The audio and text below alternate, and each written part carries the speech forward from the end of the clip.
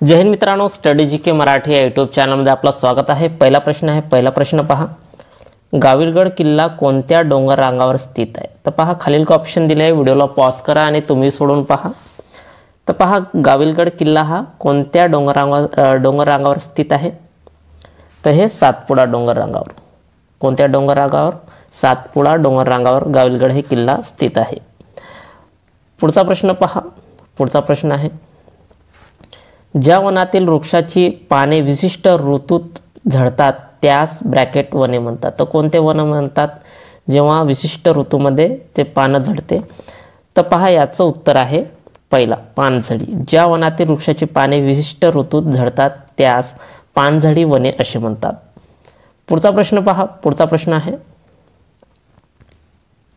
पहा, बेबनाळ हे खाऱ्या पाण्याचे सरोवर कोणत्या राज्यात आहे? तर पहा, बेबनाळ विचारलेलं आहे। तर खालील का ऑप्शन दिले आहे, व्हिडिओला पॉज करा, तुम्ही सोडून पहा।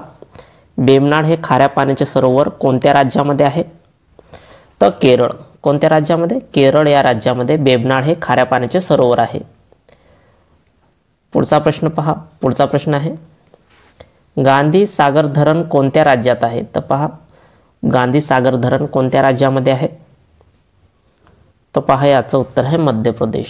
गांधी सागर धरण कुठे आहे? तर मध्य प्रदेश या राज्यामध्ये आहे। पुढचा प्रश्न पहा, पुढचा प्रश्न आहे, ई जीवनसत्वाचे रासायनिक नाव काय आहे? इथं रासायनिक नाव विचारले आहे ई जीवनसत्वाचे। तर ई जीवनसत्वाचे रासायनिक नाव काय आहे? तर काय आहे ई जीवनसत्वाचे? तर टोकोफेरॉल। काय आहे? टोकोफेरॉल आहे। ई जीवनसत्वाचे रासायनिक नाव काय आहे? तर टोकोफेरॉल आहे। पुढचा प्रश्न पहा, पुढचा प्रश्न आहे,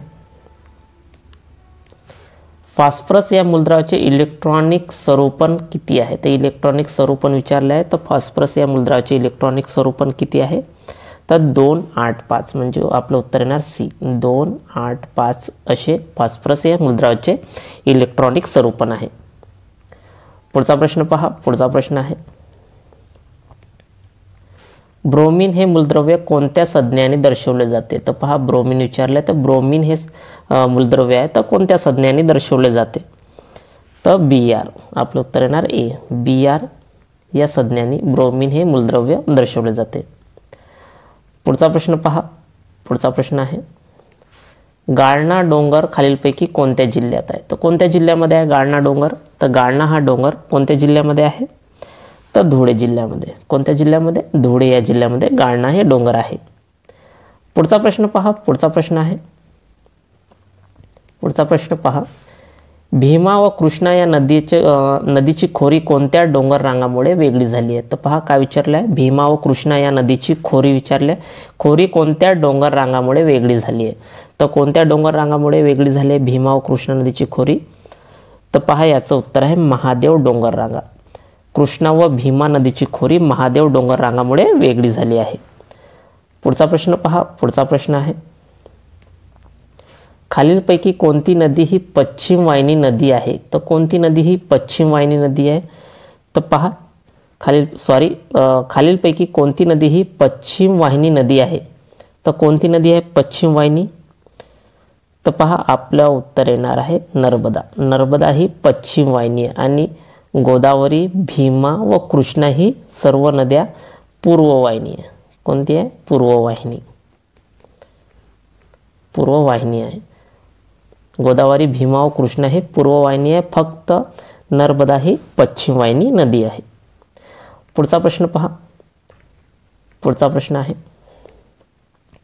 ऑपरेशन संकट मोचन कोणत्या देशाच्या हवाई दलाने राबवलेले आहे? तर पहा, ऑपरेशन संकट मोचन विचारलेलं आहे। तर ऑपरेशन संकट मोचन कोणत्या देशाच्या हवाई दलाने राबवलेले आहे? तर भारत। कोणत्या देशाच्या हवाई दलाने? भारत। तर कशासाठी? तर कशासाठी ऑपरेशन संकट मोचन भारताने लॉन्च केला होता? तर सुदान देशातून भारतीय नागरिकांना बाहेर काढण्यासाठी ऑपरेशन संकट मोचन लॉन्च केले होते भारताने। पुढचा प्रश्न पहा, पुढचा प्रश्न पाहूया आपण, कोणत्या देशातून भारतीयांना बाहेर काढण्यासाठी भारताने ऑपरेशन अजय सुरू केले होते? तर पहा, देश विचारले, कोणत्या देशातून भारतीयांना बाहेर काढण्यासाठी भारताने ऑपरेशन अजय सुरू केले होते? तर कोणत्या देशातून? तर इस्रायल देशातून। कोणत्या देशातून? इस्रायल देशातून भारतीय लोकांना बाहेर काढण्यासाठी भारताने ऑपरेशन अजय सुरू केले होते. पुढचा प्रश्न पहा. पुढचा प्रश्न आहे, भारताने कोणत्या देशाला मदत करण्यासाठी ऑपरेशन करुणा सुरू केले? तर पहा, भारताने कोणत्या देशाला मदत करण्यासाठी ऑपरेशन करुणा सुरू केले होते? तर पहा, याचं उत्तर आहे म्यानमार. भारताने कोणत्या देशाच्या मदत करण्यासाठी ऑपरेशन करुणा सुरू केले होते? तर म्यानमार या देशात. तर आपलं उत्तर येणार आहे म्यानमार. भारताने कोणत्या देशाच्या मदत करण्यासाठी ऑपरेशन करुणा सुरू केले? तर म्यानमार देशाला मदत करण्यासाठी. म्यानमारमध्ये मोर्चा चक्रवादळामुळे प्रभावित झालेल्या म्यानमारला मदत करण्यासाठी भारताने ऑपरेशन करुणा सुरू केले होते. पुढचा प्रश्न पहा. पुढचा प्रश्न आहे, पुढचा प्रश्न पहा, लुनी ही नदी कोणत्या पर्वतरांगेतून उगम पावते? तर लुनी ही नदी कोणत्या पर्वतरांगेतून उगम पावते?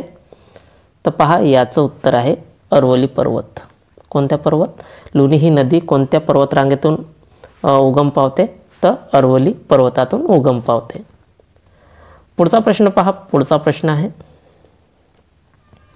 खालीलपैकी कोणते गोड्या पाण्याचे सरोवर नाही विचारले आहे? खालीलपैकी कोणते गोड्या पाण्याचे सरोवर नाही? तर यामधून आपल्याला खाऱ्या पाण्याचे सरोवर काढायचे आहे आणि गोड्या पाण्याचे सरोवर. तर पहा, खालीलपैकी कोणत्या गोड्या पाण्याचे सरोवर नाही अशी विचारलेले. तर हे पुलकित हे गोड्या पाण्याचे सरोवर नाही. दाल, कोल्हेरू व उलर हे गोड्या पाण्याचे सरोवर आहे. आपल्याला काय विचारलं? गोड्या पाण्याचे सरोवर नाही आहे, म्हणजे पुलकित हे खाऱ्या पाण्याचे सरोवर आहे. तर आपलं उत्तर येणार ए. पुढचा प्रश्न पहा. पुढचा प्रश्न आहे, बंदीपूर राष्ट्रीय उद्यान कोणत्या राज्यामध्ये आहे? तर कोणत्या राज्यामध्ये आहे बंदीपूर राष्ट्रीय उद्यान? तर पहा, आपलं उत्तर येणार कर्नाटक. बंदीपूर राष्ट्रीय उद्यान कोणत्या राज्यामध्ये आहे? तर कर्नाटक या राज्यामध्ये आहे. पुढचा प्रश्न पहा. पुढचा प्रश्न आहे, अनार्य दोष परिहार समाज या संस्थेची स्थापना कोणी केली? तर कोणी केली? अनार्य दोष परिहार समाजाची स्थापना कोणी केली? तर गोपाळ बाबा वलंगकर.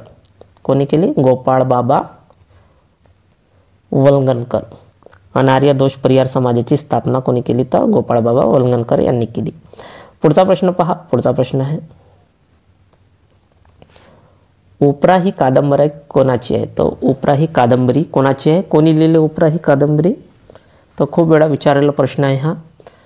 तर याचं उत्तर आहे लक्ष्मण माने. उपरा ही कादंबरी कोणाची आहे? तर लक्ष्मण माने यांची आहे. पुढचा प्रश्न पहा. पुढचा प्रश्न आहे, भारतीय राज्यघटनेमध्ये उपराष्ट्रपदाची तरतूद कोणत्या कलमात केली आहे? तर पहा, भारतीय राज्यघटनेमध्ये उपराष्ट्रपती पदाची तरतूद कोणत्या कलमामध्ये केली आहे? तर कलम 63 मध्ये. कशामध्ये? कलम 63 मध्ये भारतीय राज्यघटनेमध्ये पदाची तरतूद कलम 63 मध्ये केली आहे. पुढचा प्रश्न पहा. पुढचा प्रश्न आहे, भारतीय राज्यघटनेमध्ये कोणत्या कलमानुसार विधानसभेची तरतूद करण्यात आली आहे? तर भारतीय राज्यघटनेमध्ये कोणत्या कलमानुसार विधानसभाची तरतूद करण्यात आली आहे? तर कलम 170. भारतीय राज्यघटनेमध्ये विधानसभाची तरतूद कलम 170 नुसार करण्यात आली आहे. पुढचा प्रश्न पहा. पुढचा प्रश्न आहे, रत्नागिरी जिल्ह्याला किती किमीचा समुद्र किनारा लाभला आहे? तर पहा, रत्नागिरी जिल्ह्याला किती किमीचा समुद्र किनारा लाभला आहे? तर खालील ऑप्शन दिले आहे, तुम्ही सोडून पहा. तर याचं उत्तर आहे ए, 237 किमी. किती? 237 किलोमीटरचा समुद्र किनारा रत्नागिरी या जिल्ह्याला लाभला आहे.